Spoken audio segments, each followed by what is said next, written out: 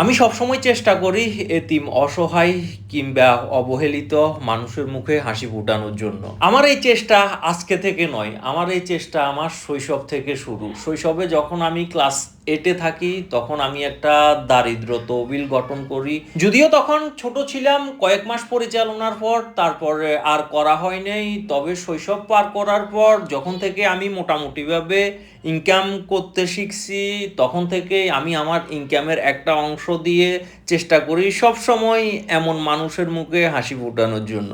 ও একজন প্রতিবন্ধী, কথা বলতে পারে না এবং কথা শুনেও না। ওর মাও নাকি অসুস্থ।